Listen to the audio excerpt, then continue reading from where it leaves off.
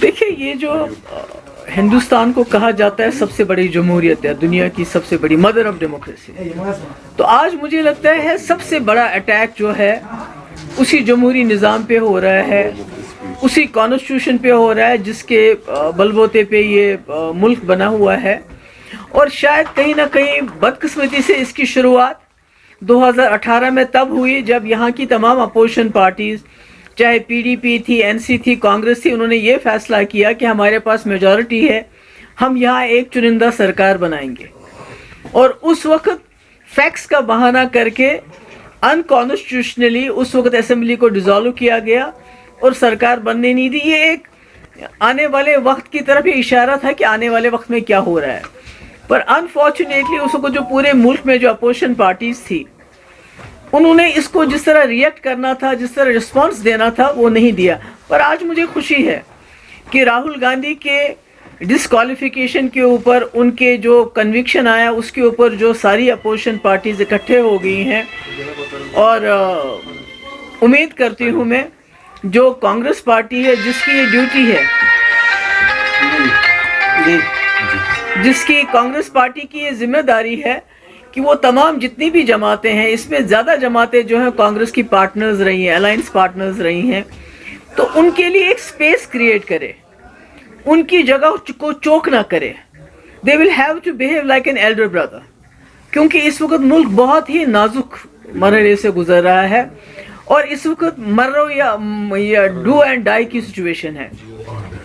तो अगर इस वक्त पूरे मुल्क की जो अपोजिशन पार्टीज इकट्ठे नहीं होंगी जमहूरियत को बचाने के लिए, कॉन्स्टिट्यूशन को बचाने के लिए, राहुल गांधी की बात नहीं है।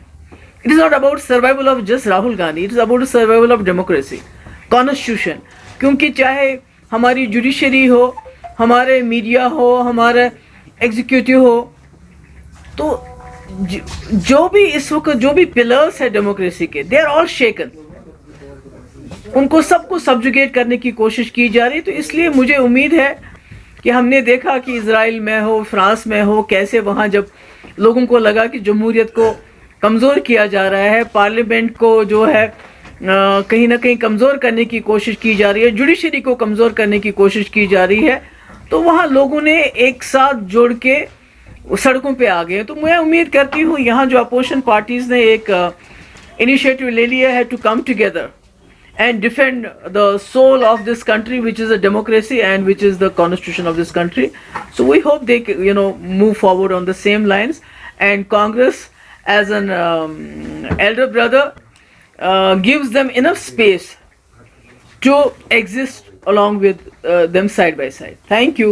रमजान का मुबारक महीना चल रहा है, जो अक्रॉस द कंट्री कई सारी जगहों पे रिपोर्ट्स हैं, हरासमेंट्स ड्यूरिंग नमाज, उन कुछ रिपोर्ट्स है कि ब्रेड चॉपिंग भी हो रही है, तो किस तरह देख रहे हैं आप?